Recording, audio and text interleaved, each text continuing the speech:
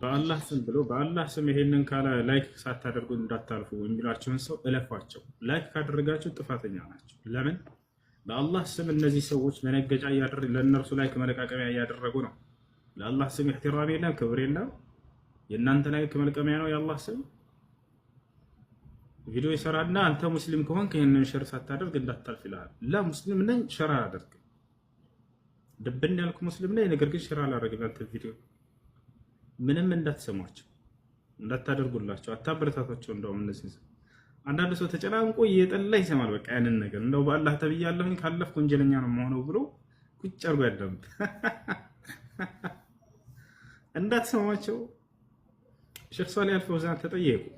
ይሄንን ለ10 ሰው ካላደረክ እንደዚህ ሙስሊም አይደለህም ይሉናል ምናምን፣ ምን እናድርግ ተባሉ። ወቂፉሁ ዐንደከ፣ ይሄን መልእክት አንተ ጋር ይቁም፣ በቃ እንዳታስተላልፍላቸው ብለው ተናገሩ። ይወታቸዋል አይደል?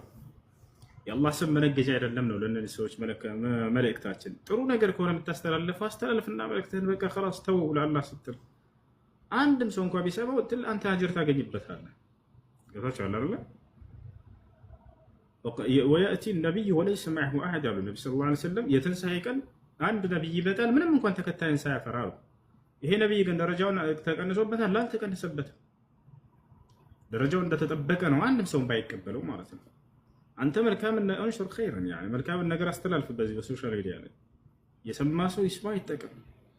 ካልሆነ ግን በአላህ በምናምን እያልክ አታጨናንቅ ሰዎችን። የማያውቁ ሰዎች ይህን ግዴታ ይመስላቸዋል፣ ቁጭ ብለው ያዳምጣሉ እየጠሉ ውስጣቸውን። ያንን ነገር በፍቅር እንዳይሰሙት ያደርጋቸዋል። ስለዚህ ዝም ብላችሁ ጥሩ ነገር አስተላልፉና እለፉ። ይሄን በአላህ አንተ ሙስሊም ከሆንክ አንተ የረሱል ወዳጅ ከሆንክ ያንተ ቪዲዮ የረሱሉን ግዴታ መፈተኛ ነው እንዴ? ያንተ ቪዲዮ የሙስሊምነቱን መፈተኛ ነው እንዴ? ሰውየው እንዲህ አይነት ሰዎችን ላይክ አታድርጉላቸው፣ አታበረ